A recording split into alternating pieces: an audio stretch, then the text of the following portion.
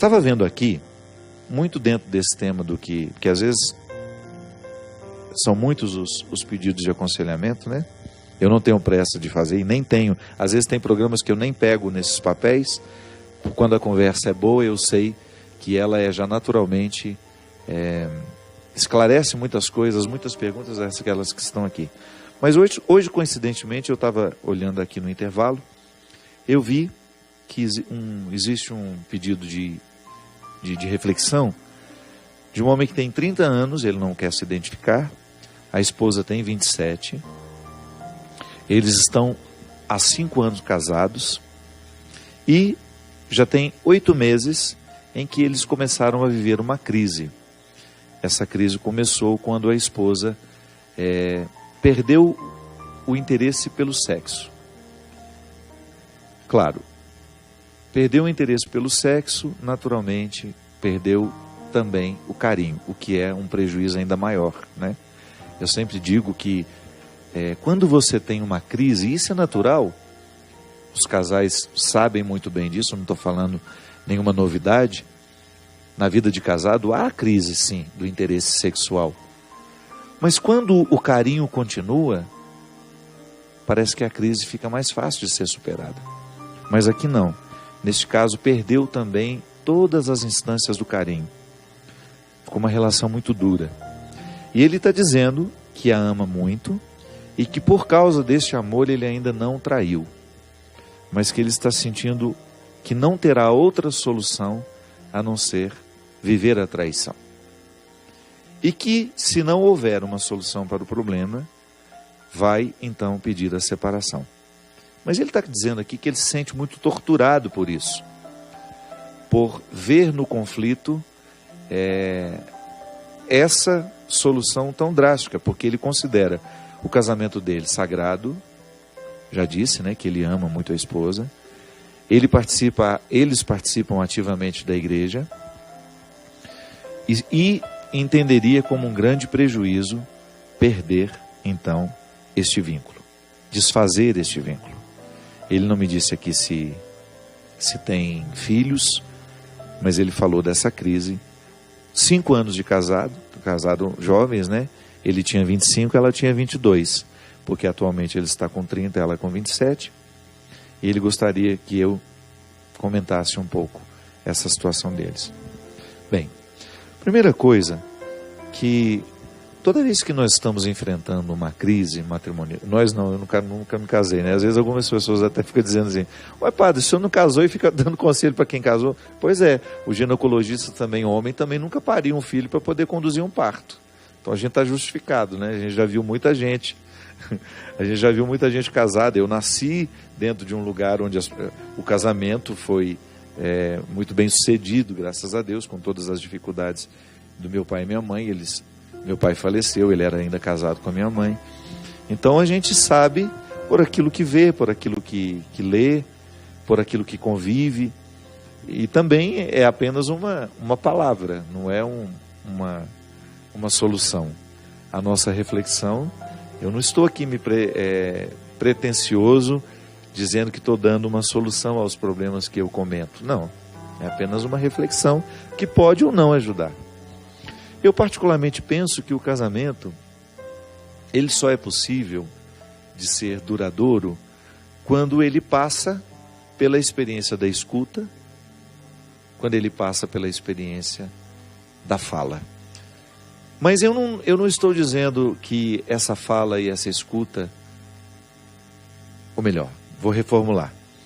Quando eu quando eu sugiro que o casamento precisa ter fala e escuta, eu estou falando daquilo que eu chamo de enfrentamento.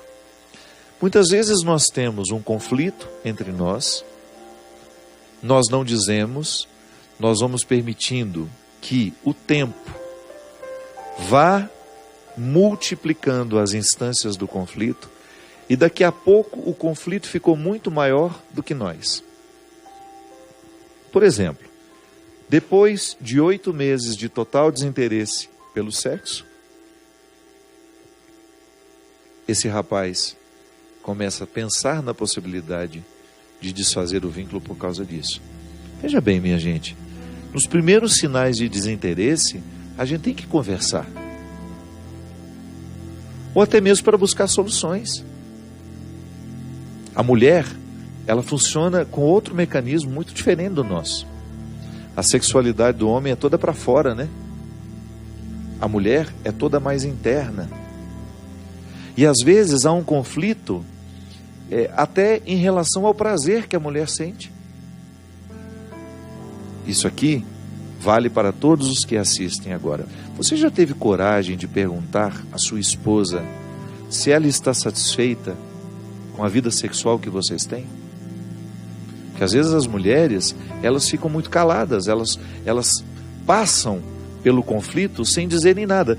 E depois, porque não se realizam, e por motivos que são diversos, às vezes os homens interpretam a sexualidade muito mais como uma satisfação de uma necessidade biológica, o que é terrível. Na vida matrimonial, o sexo, ele tem que recrutar todas as dimensões do respeito e da sacralidade que o outro tem. E por isso precisamos falar sobre isso, sim. Uma vez eu tive uma oportunidade de conversar com a mãe sobre isso, com a minha mãe. É claro que é difícil. Você pergunta: mãe, como era a sua vida sexual com meu pai? E ouvir da minha mãe o que eu ouvi foi: meu Deus, como essa mulher foi resignada. Você sabe muito bem, Cristian, que às vezes no casamento, a mulher, ela sofre muito por causa da vida sexual. Às vezes ela não tem nenhuma... Como é que nós podemos dizer isso? A mulher, a satisfação sexual da mulher é muito diferente, porque ela requer muito a dimensão do carinho. Você que é marido sabe disso. O quanto a Camila se realiza com você como homem, sobretudo quando você é carinhoso. O carinho, ele faz com que a vida sexual seja muito mais satisfatória. O problema é quando no casamento separa-se a relação genital da relação sexual. Padre, mas são duas coisas diferentes? Sim. A relação genital é aquela que se reduz à dimensão biológica do sexo. E essa pode ser frustrante. A relação sexual, ela engloba o carinho, ela engloba o todo das pessoas. E quando no casamento não se fala sobre isso, quando não se tem esse enfrentamento, é possível que essas insatisfações fiquem registradas, fiquem guardadas, e em algum momento isso vai se manifestar da pior forma, que é o total desinteresse pelo outro. Porque quando uma das pessoas que compõem essa relação sente-se desrespeitada ou até objetificada pelo outro, porque o que é a objetificação? Quando alguém na relação sexual percebe que ela foi apenas uma instância biológica de satisfação. Acabou o sexo, ou aquele sexo quase que animalesco, sem carinho, sem respeito, isso tem prazo de validade. O que faz a vida sexual de um casal ser frutuosa é quando ela nunca perde a dimensão do afeto, do carinho. Aí é verdadeira vida sexual. Não se limita a ser uma vida genital. Não se limita a ter uma relação genital, mas tem uma relação sexual. Aí volta a dizer, se a gente não está habituado a falar do que nos conflitua, o outro não vai saber o que está acontecendo. E aí, minha gente, vale para todas as dimensões da vida familiar. Se nós não colocamos os problemas de forma organizada e ordenada, eu até costumo dizer que a gente precisa criar situação para falar do problema. Porque às vezes a gente quer resolver o problema dando um grito e saindo da porta, pela porta fora. Não. Isso não resolve o problema, isso não é comunicação. Às vezes nós queremos resolver os nossos conflitos com os nossos filhos aos gritos, no momento que não é apropriado, num formato que não é apropriado. Às vezes marido e mulher querem resolver os seus conflitos sexuais também quando os ânimos estão exaltados. Não. Marca um jantarzinho, né? Organiza alguma coisa na sua casa só para você e ele. Ou quando é seu filho que está precisando ouvir alguma coisa. Meu filho, vamos sair comigo hoje? Só nós dois? Vamos jantar fora? Mas cria a situação. Não permita que o celular fique ali no meio, interrompendo a comunicação entre vocês. Olha, nós vamos desligar o celular, porque nós vamos ter meia hora de conversa. Durante meia hora você não responde seus WhatsApps, você não vê as suas redes sociais, e eu farei o mesmo, porque eu preciso ter uma conversa séria com você. Você estabelece o momento. Você marca no tempo que houve uma conversa para discutir um determinado assunto. Aí sim, a escuta e a fala ganham uma outra autoridade. Mas nós muitas vezes queremos resolver os conflitos, os problemas, sem termos criado a situação. Nós queremos resolver os nossos problemas sem falar e sem ouvir do jeito certo. Porque há um jeito certo de dizer as coisas. Às vezes nós vamos dizer algo muito pesado, muito difícil, e nós podemos fazer isso sem que isso pareça tão afrontoso ao outro. Vai depender da forma como nós fazemos. Um sorriso nos lábios para poder falar com mais serenidade, o tom de voz, tudo é um aprendizado. Posso dizer coisas pesadas ao outro e ele me ouvir de um jeito leve. O conteúdo era pesado, mas eu busquei uma forma de dizer leve. Eu, particularmente, acho que o formato da nossa comunicação precisa diariamente ser analisado e percebido. Nós muitas vezes não fazemos uma crítica da nossa maneira de falar. E às vezes também não nos perguntamos se nós estamos sabendo ouvir. Se a gente não sabe falar, se a gente não sabe ouvir, nós teremos muita dificuldade de ter relações saudáveis com os nossos filhos, com os nossos maridos, com as nossas esposas, com nossos irmãos e até mesmo com nossos amigos. É um aprendizado. E eu acho que a nossa vida cristã, ela perpassa todas as nossas dimensões. Inclusive, me ensinando um jeito de falar, um jeito de ouvir. Eu, porque sou cristão, devo ter um jeito específico de ouvir o outro. É meu empenho, é meu desafio. E a gente sabe muito bem como é interessante, como nos faz bem encontrar alguém que sabe ouvir. Às vezes nós andamos longas distâncias para termos a oportunidade de encontrar uma pessoa que é especialista em escutatória. Da mesma forma como andamos longas distâncias também para escutar uma pessoa que sabe dizer. Aquela pessoa que parece que abre um caminho na nossa alma com a palavra que diz. São as pessoas naturalmente conselheiras, que se exercitaram nessa arte. Mas isso não vem da noite para o dia, não. É exercício. Eu, por exemplo, se o Cristian vem me falar de um problema, se ele vem me contar uma situação que está pesada, está difícil para ele, eu posso, num primeiro momento, já criar uma indisposição de ouvi-lo. E não vou ouvir, ainda que eu escute tudo o que ele me disse.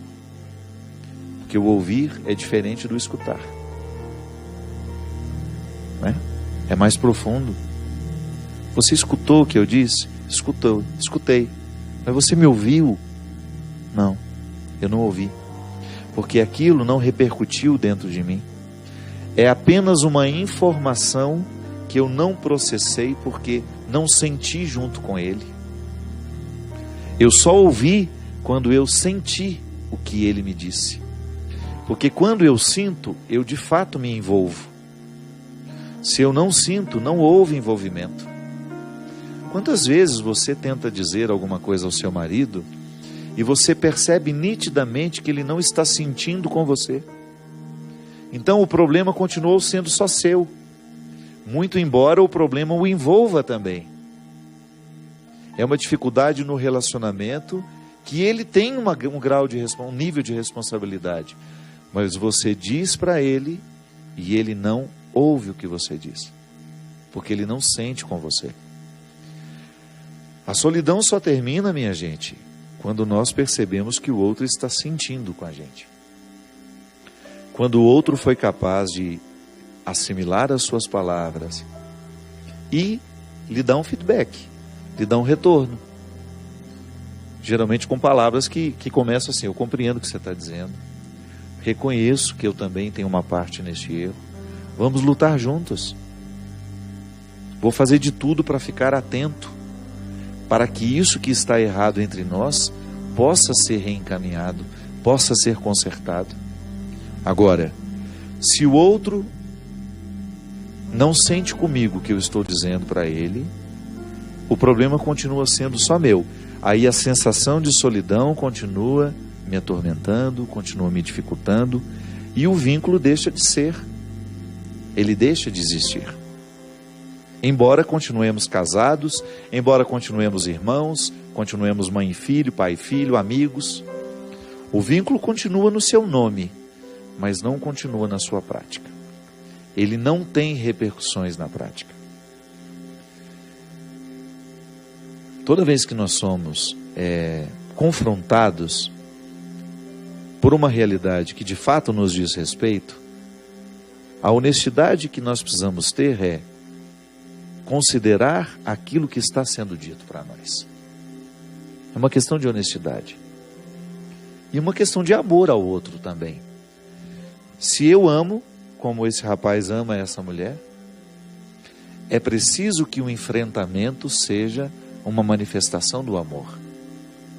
Às vezes nós não acreditamos no amor enquanto enfrentamento, que é justamente dizer a verdade para o outro. Colocar o outro a par de tudo aquilo que você está sentindo sozinha. E este enfrentamento, ele encaminha as soluções.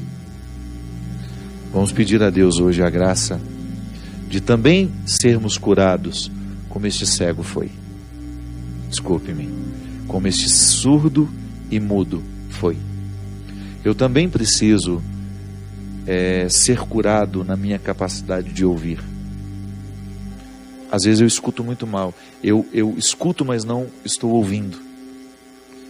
Eu preciso ter a sensibilidade de sentir com o outro. Pode ser que você também viva o mesmo limite que eu. Você também perceba esse limite em você. Nem sempre você consegue se envolver com aquilo que o outro está lhe dizendo, e por isso você não leva a sério. Muitas transformações deixaram de acontecer na sua vida. Você deixou de contribuir com o funcionamento familiar porque você não faz questão de ouvir o que os outros estão dizendo. Você só escuta, mas não ouve. E às vezes o seu casamento, a sua relação familiar, a sua filiação, a sua maternidade, a sua paternidade, a sua fraternidade, sua amizade, poderá ser muito melhor se você tiver a coragem de deixar cair as escamas do ouvido. E também ser curado na maneira de falar. Pode ser que você esteja machucando muito os outros quando você diz. Pode ser que sua fala esteja muito arrogante, que você esteja muito cheio de razão. Você não ganha muita coisa com isso. Pelo contrário, às vezes você perde a confiança do outro. É muito difícil acreditar numa pessoa arrogante. Quando nós somos arrogantes, nós perdemos a nossa autoridade. Nós perdemos a capacidade de comunicar. Ninguém gosta de ouvir uma pessoa arrogante. Às vezes nós estamos com toda a razão, mas nós somos tão arrogantes quando nós dizemos, que nós retiramos toda a autoridade do que a gente está dizendo. Aí parece mentira o que nós falamos. Nas nossas relações de trabalho, a gente não ganha nada com a arrogância. Agora a gente ganha com a palavra conselheira, com a palavra amorosa, com a palavra que demonstra um interesse pelas soluções, pela palavra que demonstra um desejo de encaminhar o melhor para nós. E por que a gente insiste num formato que não ajuda a resolver? Por que insistir num formato, num jeito de ser gente que não contribui em nada nos meios onde nós frequentamos? Vamos deixar cair por terra a arrogância da palavra. Vamos aprender os formatos mais amorosos. Volto a dizer, há uma forma de dizer coisas pesadas, sérias, graves, de um jeito leve, de um jeito amoroso. A gente ganha muita confiança do outro quando nós abrimos mão da nossa arrogância. É a verdadeira liderança. O líder é aquele que é capaz de convencer os outros do bem que ele propõe de forma leve e de forma serena. E é muito bom a gente ser liderado por pessoas assim, que são capazes de propor desafios, mas com leveza. Por isso que nós somos fascinados pela palavra de Jesus, que continua nos motivando, coisas muito difíceis, porque não mudamos uma vírgula do que Jesus nos propôs. Continua sendo dura a palavra do Evangelho. Continua sendo muito difícil a proposta que Ele nos fez. Mas Ele o fez de maneira tão amorosa, de maneira tão carinhosa, tão misericordiosa, que ainda hoje nós continuamos acreditando na possibilidade de que essa proposta só nos faça bem. Como nos disse o Evangelho de hoje, Jesus passou fazendo o bem. Foi só o que Ele fez, o bem, quando ouviu e quando disse. Queiramos a mesma coisa, façamos do mesmo jeito, porque nós vamos fazer muito bem àqueles que passarem por nós, ou porque nós ouvimos certo, ou porque dissemos o que precisava ser dito. A salvação do outro passa, muitas vezes, pela nossa capacidade de ouvir e pela capacidade de dizer. E a nossa salvação também nos chega quando alguém nos ouviu do jeito certo, ou então nos disse o que precisávamos ouvir. Derrame sobre nós, sobre os nossos corações, a bênção e a proteção do céu, o Deus Todo-Poderoso, Pai, Filho e Espírito Santo. Amém. Até a semana que vem, se Deus quiser.